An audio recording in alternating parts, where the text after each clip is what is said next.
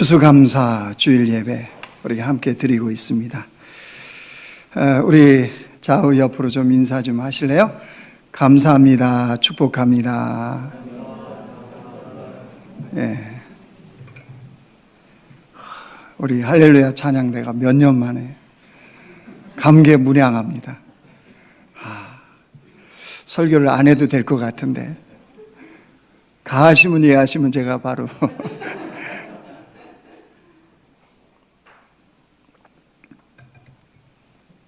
하나님의 사람들은요, 인생에서 만나는 위기들을 우리가 기회로 잘 삼고 살아갈 수 있는 사람들이 되어야 됩니다.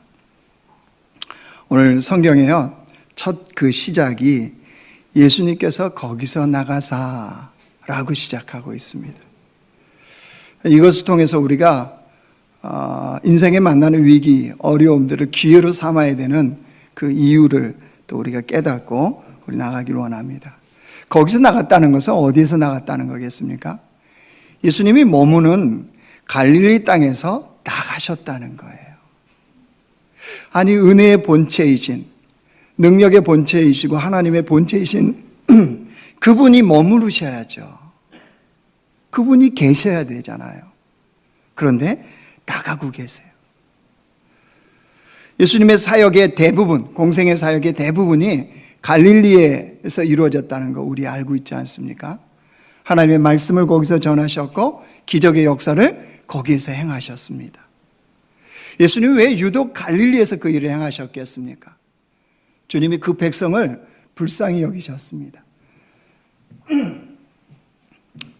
생각해 보십시오. 유대인으로 동일하게 태어났어요. 그런데 예루살렘에서 살지 못해요. 이들은 이스라엘 땅의 변방인 갈릴리로, 소위 말해서 요즘으로 얘기하면 어디 쪽방촌 아니면 어디 산골 마을 이런 데로 쫓겨난 거예요. 어쩔 수 없이 인생이 밀려난 사람들이 살아가는 그곳이 바로 갈릴리였습니다. 예수님은 그들을 불쌍히 여기셨어요. 그래서 그들에게 비록 삶은 가난하지만 그들에게 하나님의 말씀으로, 하나님의 기적으로 하나님의 나라를 보여주고 있어요. 그러면 여러분 생각해 보십시오. 비록 현실은 삶은 물질적으로 가난할 수밖에 없어요. 그런데 그 주님이 오셨잖아요. 그럼 영적으로는 부요할 수 있는 기회잖아요. 그 어떤 지역도 경험할 수 없는 주님의 놀라운 영적 부요를 경험하고 그것을 자기의 것으로 만들 수 있는 그 복된 기회가 갈릴리에 주어졌잖아요. 근데 이들은 그 주님으로 인하여 영적 부요의 기회로 삼았을까요? 삼았다면 주님이 거기서 나가실 일이 없겠죠. 그러지 않았습니다. 이들의 목적은 오로지 가나안에서 벗어나는 것. 오로지 어떻게 하면 예루살렘에 나도 살아갈 수 있을까? 예루살렘에 집을 얻고 예루살렘의 삶을 사는 나도 그런 삶을 살아갈 수 있을까? 목표가요, 오직 거기에만 집중되는 거예요. 주님이 지금 거기에서 나가고 계시는 거예요. 왜요? 받아들이지 않거든요. 영적 부여의 기회로 삼지도 않거든요. 그래서 예수님이 어디로 가셨다 그랬어요? 두로와 시돈 땅, 이방 땅이에요. 그 은혜를 은혜답게 받지 못하는 이 백성들 때문에 주님은 이방 땅으로 가셨어요. 여러분 구약시대에 생각나지 않습니까? 엘리야가요, 그 가뭄이 창궐했을 때 주님이 두로와 시돈 땅으로 가라고 그랬어요. 거기서 그 가뭄 때 하나님의 놀라운 은혜를 받은 한 가정, 한 집이 있죠. 사렙다 과부입니다. 궁금하잖아요. 여러분 왜 그 많고 많은 과부들 중에도 얼마나 많았겠어요? 얼마나 기근에 힘든 사람들이 많았겠어요? 근데 왜 엘리야는 주님이 그 사렙다 과부에게 보내시냐 말이에요.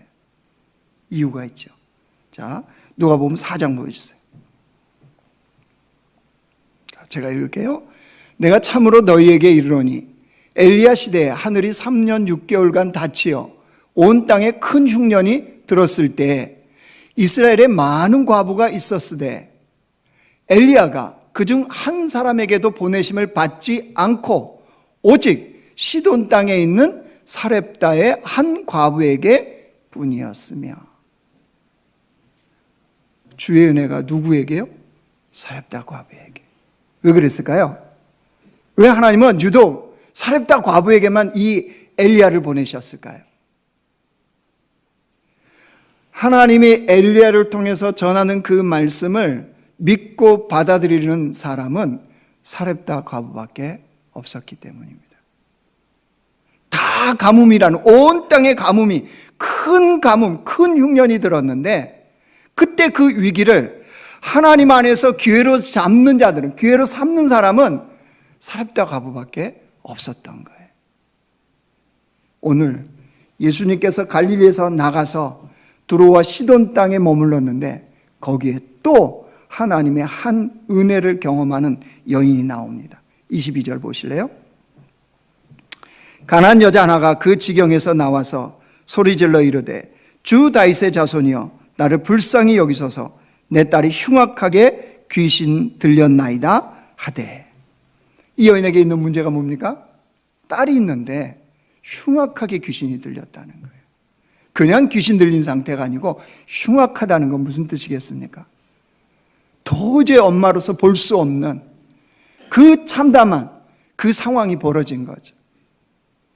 여러분, 엄마로서 딸의 이 흉악히 귀신 들린 것을 고치기 위해서 아마 여러 가지 노력 다 했을 겁니다. 더구나 여기는 이방 땅이잖아요. 그러면 이방 종교로부터 나오는 그 갖은 방법들을 아마 다 동원했을 거예요. 왜요? 딸을 고쳐야 되니까. 그럼에도 불구하고 아무 소용이 없었겠죠. 그게 만약에 소용이 있었다면 예수님께 나왔을 리가 없죠. 아무 소용이 없었던 그 안타까운 상황에 있었을 때 예수님에 대한 소문을 들은 겁니다. 그리고 그 문제를 가지고 예수님께 오늘 나온 거예요. 근데 이 여인이요, 예수님을 부르는 것을 보십시오. 뭐라고 부르는지. 22절 다시 보세요. 가나안 여자 하나가 그 지경에서 나와서 소리질러 이르되, 무엇이라고 소리질렀습니까? 주 다윗의 자손이요. 여러분, 이 여인이요, 가나안 여인이 예수님 향해서 주 다윗의 자손이요 이렇게 외쳤을 때 예수님은 굉장히 놀라셨을 겁니다. 왜요? 왜 예수님이 놀라셨을까요? 주 다윗의 자손이요, 이거는 하나님을 믿는 백성들이 불러야 될 이름이거든요. 그런데 정작 갈릴리에서는 제 말씀이 전파되고 하나님의 기적이 벌어진 그곳에서는 주 다윗의 자손이요, 이 이름이 불려지지 않았어요. 근데 정작이요, 아직 예수님 때의 구원의 대상도 되지 않았던 이 이방인 중에서 주 다윗의 자손이요, 그 이름을 지금 부르고 있거든요. 예수님이 적잖이 놀라셨을 거예요. 여러분, 이 주 다윗의 자손이라는 것은, 주 그러면 우리가 많이 들어본 퀴리오스, 로마 황제를 향해서 부르는 게 아니에요. 우리의 주님은 오직 당신입니다, 이 뜻이거든요. 주 다윗의 자손이요. 다윗의 자손이 뭐예요? 이스라엘 왕, 장차 오실 이스라엘의 영원한 왕 메시아, 이 고백이거든요. 이 놀라운 고백을 지금 어디에서요? 이방인의 땅에서 듣고 있다는 거예요. 여러분, 그래서 믿음은요, 믿음의 대상인 그분을 올바르게 아는 것으로부터 출발해요. 올바르게 알아야 올바르게 믿어요. 올바르게 믿는 사람이요, 올바른 행동을 해요. 다시요, 올바른 믿음의 행동을 하는 사람을 보면 그는 분명히 올바른 믿음을 갖고 있어요. 그 올바른 믿음을 갖고 있는 사람을 보면 믿는 바 그 주님을 올바르게 알아요. 그러니까 뭐로부터 이게 문제가 생기는지 아시겠죠? 내 삶에 이 믿음의 행동이 도대체가 적용이 안 된다. 지난주에 예수님이 적은 것을 가지고도 주님 앞에 감사가 되어졌다고 그랬잖아요. 예수님이기 때문이 아니고 분명히 말씀을 드렸잖아요. 그 일을 시작하신 분이 하나님이시고 그 일을 이루시는 하나님은 심히 큰 능력이 있는 분이다. 이걸 믿으면 작은 것에서도 정말 온 천지가 진동할 만한 감사가 나오는 게 가능하다고요. 그것 때문이 아니에요. 그 일을 이루신 하나님 때문에. 여러분, 이런 측면에서 우리가 올바로 알고 올바로 믿고 올바로 행동하는 믿음은 너무너무 중요합니다. 올바르게 하는 거예요. 우리나라는 일정 나이 이상이 되면 2년마다 한 번씩 건강검진을 받잖아요. 제가 올해 대상이에요. 그래서 얼마 전에 이제 건강검진을 받으러 갔습니다. 건강검진하면 이제 뭐 순서가 다 있잖아요. 이렇게 차례차례. 마지막에 이제 위 내시경 검사를 하기로 했는데 수면 내시경 신청을 했어요. 근데 내과 의사가 불러요. 안 된대요. 수면 내시경. 깜짝 놀랐죠. 왜 안 되냐. 그동안 쭉 했는데 한 번도 저는 생으로 해본 적이 없습니다. 난 생으로 하시는 분들 존경합니다. 어떻게 그게 가능합니까? 그죠? 뭐 음식물 하나도 이게 안 씹히고 넘어가면 이게 참 그런데 그분들은 정말 대단하신 분들이에요. 순교하실 수 있는 이 영성 있는 분들이에요. 그런데 내가 의사가 갑자기 그 수면 내시경을 앞두고 안 된다고 부르는 이유를 들었습니다. 간 수치가 너무 높다는 거예요. 뭐 44 이하에서 뭐 구간이 있잖아요. 근데 이게 뭐 400 얼마인가 이렇게 올라간 거예요. 저도 놀래고 의사도 놀랬죠. 그래서 안 된다. 그래서 어떻게 조치를 해드릴까요? 그러더라고요. 그래서 아니요. 제가 우리 교회와 협력하는 내과가 있습니다. 그 원장님. 우리 교회와 선교도 이렇게 협력하는 내과 원장님이 계셔서 거기 가서 제가 다스리고 오겠다고. 그래서 찾아갔잖아요. 그날 이제 그 간수치 결과 나온, 피검사 결과 나온 걸 가지고 찾아갔습니다. 우리 원장 선생님이 조치하셨어요. 저한테 바로 뭐 했을까요? 모든 것을 끊으십시오. 음식만 먹으라. 음식만. 제가 먹고 있는 거 다 끊으라는 거예요. 혈압약, 비타민C, 비타민 D.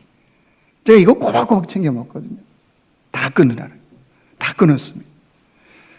그리고 일주일 뒤에 다시 피검사하는 겁니다. 간 수치만 이제 검사하는 거예요. 절반 정도 떨어졌대요.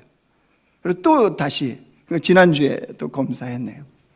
지난주에 검사했는데 이제 감사하게도 은혜로 그 수치 안으로 들어왔어요. 그래서 다시 비타민C를 먹고 있습니다. 이상하게 비타민C는 저하고 친근해요. 근데 그 과정을 겪으면서 여러분 그렇잖아요. 올바르게 알아야, 원인을 알아야 올바른 치료가 가능하잖아요. 우리 믿음도 똑같아요. 믿음의 대상인 그 주님을 올바르게 알아야 올바르게 믿는 게 가능해지고요. 올바르게 믿는 사람만이 올바른 믿음의 행동을 해요. 여러분 그런 측면에서 호세아 선지자는요, 피를 토하면서 우리에게 외쳐요. 피를 토하면서. 그냥 외치는 소리가 아니라 정말 피를 토하면서. 왜 그런 줄 아세요? 이스라엘 백성들이 하나님을 아는데 올바르게 알지 않아요. 자, 우리 말씀 한번 보여주시죠. 호세아서 6장. 2부 때도 안 고쳤군요. 예, 이게 지금 자 어쨌든 봐요. 오라, 우리가 여호와께로 돌아가자. 여호와께서 우리를 찢으셨으나. 이게 지금 이스라엘 백성들의 고백이에요. 하나님 우리를 찢으셨다는 거. 또 파란 글씨 봐요. 우리를 치셨으나. 지금 이스라엘 백성들이 보는 거 뭐예요? 하나님이 우리를 찢으셨다. 우리를 치셨다. 그 다음에 넘겨보세요. 여호와께서 이틀 후에 우리를 살리시며 셋째 날에 우리를 일으키시리니 우리가 그의 앞에 살리라. 그 다음 보세요. 피를 토하면서. 그러므로 우리가 여호와를 알자. 힘써 여호와를 알자. 우리가 이게 3절은 잘 아는 말씀이잖아요. 우리가 여호와를 알자. 힘써 하자. 그러므로. 왜요? 왜? 자, 1, 2절 다시 넘어와요. 1절부터. 자, 보세요. 파란 글씨 보세요. 이스라엘 백성들이 아는 하나님이에요. 여호와는 우리를 찢으셨대요. 여호와는 우리를 치셨대요. 이것만 아는 거예요. 올바로 알지 못하니까 이것만 보여요. 자, 오늘 이게 표시가 잘 안 됐는데 보십시오. 호세아 선지자가 얘기하는 너희들이 지금 보지 못하는 하나님이 있다는 거예요. 그게 뭐세요? 그 다음 보세요. 도로 낫게 하실 것이며 이거는 안 보이잖아요, 이스라엘 백성들이. 그죠? 그 다음 보세요. 싸매어 주실 것임이라. 이걸 못 봐요, 이스라엘 백성은. 그 다음 넘겨보세요. 우리를 살리시며, 그죠? 주님이 우리를 살리시며, 그 다음 마지막 거기 보세요. 그의 앞에 살리라. 이스라엘 백성들이 이걸 못 봐요. 그래서 호세아 선지자가 이제 피를 토하면 3절. 3절 보여주세요. 자, 우리 그 파란 글씨까지만 읽어요. 그러므로 시작. 그러므로 우리가 여호와를 알자. 힘써 여호와를 알자. 그냥 알면 안 된다는 거예요. 힘써서. 왜요? 올바르게 알아야 되니까. 그래야 올바른 믿음이 나오거든요. 올바른 믿음의 행동이 나오는 거예요. 우리 하나님을 다 알죠. 각자마다 하나님이 어떤 분이세요? 그럼 다 표현합니다. 선하신 분, 인자하신 분, 긍휼과 자비가 풍성하신 분. 알기는 알아요. 자, 그러면 다시 질문합니다. 지난 주간에 그 하나님이 여러분에는 어떤 하나님이셨습니까? 선하신 하나님이라는데 지난 주간에 하나님의 어떤 선하심을 맛보셨습니까? 삶의 어느 영역에 어떤 모습으로 주님은 내게 나타나셨습니까? 이게 없이 우리가 그냥 주를 믿노라 산다면요, 우리가 혹시 헛된 믿음 속에 살아갈 가능성이 많습니다. 믿음이 있노라 하는데 헛된 믿음. 어떻게 살아계신 하나님인데, 그렇잖아요? 살아계신 하나님인데 어떻게 삶의 경험이 없냐 말이에요. 1년 전이요? 10년 전이요? 아니요. 어제요. 오늘 아침이요. 그 주님은 매일매일 매 순간마다 우리에게 다가오시고 우리와 함께 하시고 우리의 삶에 그 주님을 경험시켜 주는데 어떻게 없냔 말이에요. 혹시 그러면 호세아 선지자 이 피 끓는 외침이 들려야 돼요. 여호와를 알자. 힘써 여호와를 알자. 여러분, 그래야 그 믿음이 결국 뭘로 주어져요? 내 삶의 감사로 연결돼요.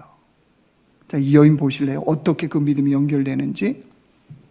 자, 예수님이요, 주 다윗의 자손이요, 이 믿음의 고백을 하는 이 여인을 철저하게 무시합니다. 아니요, 거절하세요. 한번 보실래요? 23절. 예수께서 한 말씀도 대답하지 아니하시니 제자들이 와서 청하여 말하되 그 여자가 우리 뒤에서 소리를 지르오니 그를 보내소서. 예수님이 뭐 하셨다고요? 한 말씀도 안 하셨대요. 여인이 주 다윗의 자손 이렇게 얘기했어요? 지금 이 딸이 흉악한 귀신 들려서 지금 죽게 생겼는데요? 어떻게 외쳤겠어요? 주 다윗의 자손이요. 깜짝 놀라셨죠? 목숨이 걸린 상황인데 그냥 무슨 근사함 찾거나 무슨 체면 차리거나 이거 어디 있겠습니까? 혹시 그 주님이 못 들으시면, 혹시 많은 사람들 때문에 내 이 믿음의 고백이 안 들리면 어떡하지? 그러니까 아마 더 크게 소리칠 거예요. 놀라지 마세요. 주 다윗의 자손이요. 외치지 않았겠어요? 제자들이 다 들었죠. 주님 응답하셔야죠. 한 말씀도 안 해요. 무시하세요. 그 여인을 무시하세요. 지금 그뿐이 아니에요. 여러분 26절 가보세요. 대답하되, 주님이 대답하기는 하셨어요. 자네의 떡을 취하여 개들에게 던짐이 마땅하지 아니하니라. 뭐 취급해버렸어요? 개취급. 우리 어른들 말로 개무시. 그죠? 아이들은 제일 좋은 거를 자꾸 앞에 개자를 붙이더라고요. 우리하고 개념이 달라요. 피자가 맛있잖아요. 그러면 개 맛있다 이래요. 이게 너무, 나는 그때 너무 세대 차이를 느껴요. 우리 아빠 짱이다 그러면 우리는 그냥 따봉 짱 이러잖아요. 애들은 우리 아빠 개짱이다 그래. 이게 좋은 거예요, 나쁜 거예요 도대체? 근데 애들은 그런 언어를 써요. 근데 여기 예수님은요, 진짜 우리가 아는 개무시예요. 개무시. 이 정도면 어떻겠습니까? 진짜 이 믿음이 올바른 믿음이 아니라면 물러날 겁니다. 뭐 저런 분이 있어. 그저 우리 소위 말로 속으로 뭐 저 따위 분이 다 있어 이랬을 거예요. 근데요, 이 여인은 그렇지 않아요. 그렇지 않습니다. 어떻게 합니까? 끝까지 주님 앞에 나아가죠. 물론 예수님이 그 여인을 무시하고 거절한 이유는 있어요. 아직 이방인의 구원의 때가 아니거든요. 우리 본문을 보면 이제 예수님이 그 말씀하세요. 아직 구원의 때가 아니다, 이방인들은. 유대인을 위해서 내가 보냄을 받았다, 이 말씀 하시긴 하세요. 그러면서 여인과 대화해서요, 이 비교되는 이 단어들이 있어요. 자녀와 떡, 개와 부스러기, 이게 있어요. 그죠? 이 대화가 그렇게 이루어지잖아요. 자녀라는 건 당연히 택함받은 하나님의 백성을 말하는 걸 테고, 그죠? 개는 뭐겠어요? 이방인을 얘기하는 거예요. 떡은요, 하나님의 말씀, 성령의 감동. 부스러기는요, 치유되는 거, 귀신이 축사되는 거, 이런 종류예요. 아무튼 주님은 그렇게 구약의 예언대로 엄격하게 그 길을 가세요. 그런데 이것을 완전히 허물어뜨려버린 이 여인이에요. 이 여인이 구원받았잖아요. 딸이 치유받았잖아요. 뭐 때문이에요? 27절 보세요. 자, 우리 같이 읽어요. 시작. 여자가 이르되 주여 올소이다마는 개들도 제 주인의 상에서 떨어지는 부스러기를 먹나이다 하니. 놀라운 고백이에요. 이게 주님이요 또 한 번 놀라시는 거예요. 주 다윗의 자손이여, 이것도 놀랐는데 지금 주여 올소이다마는 개들도 제 주인의 상에서 떨어지는 부스러기를 먹나이다, 이 고백이요. 여러분, 이게 다른 고백이 아니에요. 여인이 자기를 정확하게 인식하는 거예요. 예, 맞습니다. 우리 이방인, 아직 개와 같은 우리들, 철저하게 자신의 죄인됨을 자각하고 인정하는 이 여인이요. 이것이 이 여인의 믿음이었어요. 믿음. 이게 기적을 일으키는 믿음이 돼요. 주님이 아직 이방인의 때가 아님에도 불구하고 그 여인에게 구원의 은혜를 주는 때가 돼요. 28절 보세요. 이에 예수께서 대답하여 이르시되 여자여 내 믿음이 크도다, 내 소원대로 되리라 하시니 그때로부터 그의 딸이 나으니라. 예수님이 이 여인을 향해서 뭐라고 했습니까? 내 믿음이 크도다. 자, 여러분, 이제 우리가 이게 핵심이고 결론이기도 해요. 내 믿음이 크도다 그랬다는 것은 작은 믿음도 있다는 거잖아요. 그죠? 내 믿음이 크도다. 이 큰 믿음에는 하나님의 그 구원의 역사가 펼쳐지는 것이요. 작은 믿음에는 믿기는 믿는데 아무런 역사가 없는 거죠. 이 큰 믿음에는 하나님을 향한 감사와 그 은혜와 감동이 넘치는 삶일 테고, 이 작은 믿음에는 오늘 추수감사절이래? 매년 있는 거잖아. 그냥 감사. 목사님은 뭐 다비다 프로젝트 이름도 잘 갖다 붙인대? 그죠? 달라요. 이게 달라요. 그러면 도대체 큰 믿음과 작은 믿음, 이게 뭐냐 말이에요. 예수님이요, 제자들과 함께 배를 타고 이제 바다 건너러 가십니다. 그때 그 배에는 제자들이 있고 예수님이 있습니다. 예수님이 너무 피곤하셔서 주무시고 계세요. 근데 바다에서 광풍이 불기 시작합니다. 이때 제자들의 반응입니다. 두려워하며 무서워했더라. 그래서 예수님을 급히 깨워요. 그때 예수님이 하신 말씀이 있어요. 마태복음 8장 26절 보여주세요. 우리 같이 읽습니다. 시작. 예수께서 이르시되 어찌하여 무서워하느냐, 믿음이 작은 자들아 하시고 곧 일어나사 바람과 바다를 꾸짖으시니 아주 잔잔하게 되거늘. 제자들 향해서 뭐라고 그랬어요? 믿음이 작은 자들아. 이 가나안 여인을 향해서요, 내 믿음이 크도다, 이렇게 말씀하셨죠. 왜 제자들의 믿음은 작은 믿음일까요? 작은 믿음에는 아무런 역사가 없어요. 주님도 기뻐하지 않으세요. 왜 작은 믿음인가요? 여러분, 지금 이 배에는 제자들만 있는 게 아니잖아요. 구원자이신 예수님이 계시잖아요. 여러분, 우리 인생의 배에 우리만 탄 게 아니잖아요.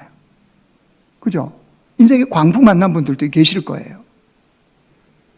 근데 예수를 믿는 순간 주님이 내 안에 계시잖아요. 그죠? 그럼 내가 고난과 핍박과 어려움과 위기 상황을 만난 것은 내 안에 계신 주님도 지금 경험하고 있는 거잖아요. 함께 배를 탔잖아요. 근데 왜 무서워하고 두려워하냐는 거예요. 더구나 지금 이 항해는 예수님의 계획 속에 가는 거예요. 예수님이 가자고 그래서 가는 거예요. 우리 인생도 마찬가지예요. 주님의 통치 아래 있지 않는 것이 있나요? 하나님의 허락하심이 없는데 일어난 일이 있나요? 참새 한 마리도 땅에 떨어지는 것이, 참새 한 마리도 팔려가는 것이 주님이 허락하지 않고는 결코 일어날 수 없다는 것을 말씀이 말씀하고 우리가 그걸 믿잖아요. 그러면 내 인생에 지금 만난 그 풍랑이요, 그 위기, 어려움, 주님의 계획 속에 있다는 걸 우리 믿을 수 있잖아요. 그러면 두려워해야 될 게 아닌 거죠. 무서워해야 될 게 아닌 거죠. 그러니까 예수님께서 제자들에게 믿음이 적다라고 하시는 것은요, 너희들이 믿기는 믿는데 믿음을 사용하지 않는 거예요. 지금 무슨 말이냐? 작은 믿음은요, 아는 데서 그치는 거예요. 아는 데서 그치는 거. 주님을 알아요. 이런 분이다, 저런 분이다, 이렇게 말씀도 알아요. 근데 아는 것으로 끝. 제가 설교를 하긴 해요.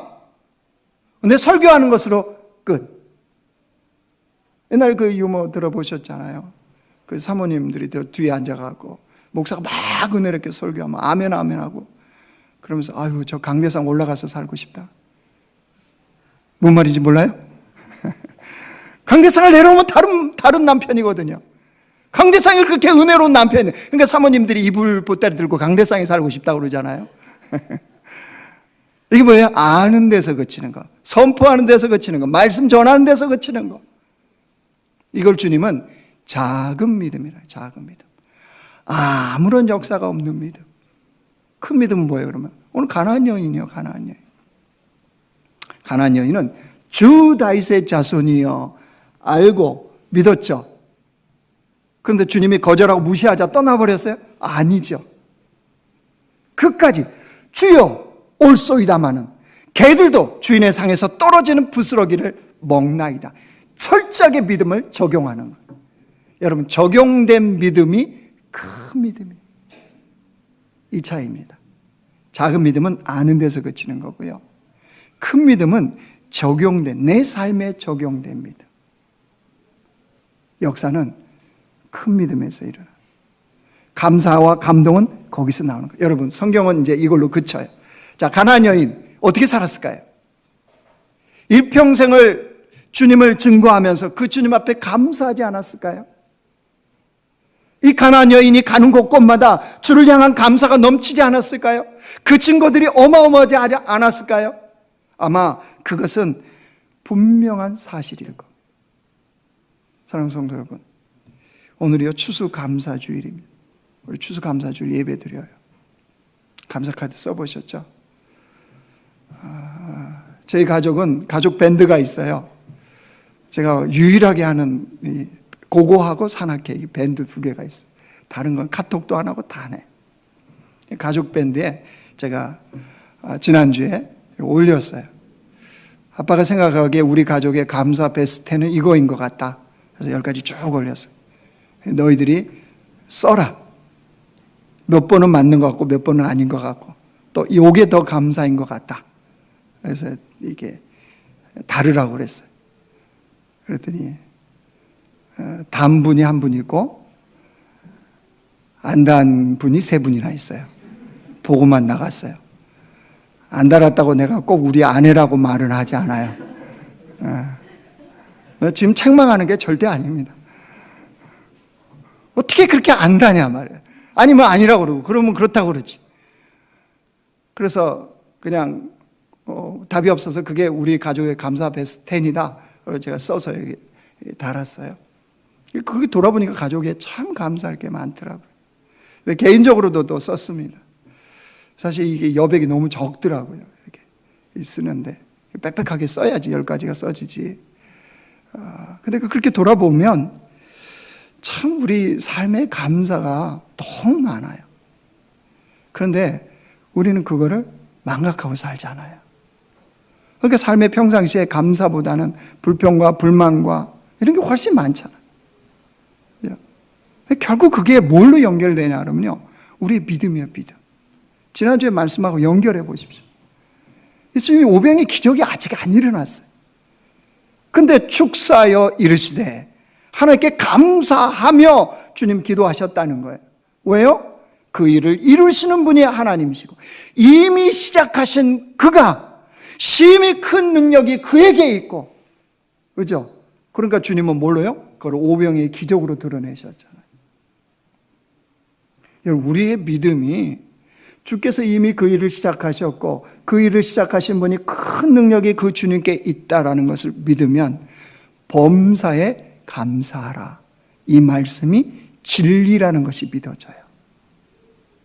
내가 생각하기에 감사, 내가 생각하기에 좋을 것만 감사가 되어지는 것이 아니고 그 일을 시작하신 분, 그 능력이 크신 분이 통치하고 있다는 사실을 믿으면 내게 힘들고 어렵고 이런 것조차도 주 앞에 감사의 재료가 된다는 것을 고백하는 게 가능해요.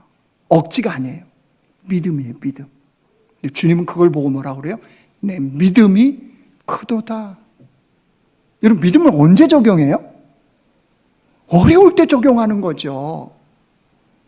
인간적으로 본성적으로 도저히 안 될 것 같을 때 적용하는, 그러니까 믿음이 필요한 거 아니에요? 그냥 우리의 힘과 우리의 능력으로 다 할 수 있는 거면 여러분, 왜 믿음이 필요합니까? 왜 주님이 필요합니까? 왜 하나님 내 아버지가 필요합니까? 우리의 한계, 우리의 절망, 이 상황일 때 진짜 믿음이 필요한 거, 아버지가 필요한 거잖아요. 근데 그때 그렇게 우리가 고백하고 적용하면 주님 뭐라고 그래요? 내 믿음이 크도다. 우리 모두가 주님으로부터 이 음성을 듣고 이렇게 인정받고 우리 삶에 정말 감사가 넘치기를 원합니다. 그러니까 모든 것이 감사잖아요. 진짜요. 그냥 가사이기 때문에, 고백이기 때문이 아니고 정말 우리 몸에 있는 세포 하나하나가 주님 앞에 고백할 수 있는, 그죠? 우리 입술만이 아니라 모든 세포가 다 주님 앞에 감사할 수 있는 게 우리의 삶이잖아요. 여러분, 그런 삶으로 우리가 인생을 살아가는 복된 주의 백성들 되시길 주님의 이름으로 축원합니다.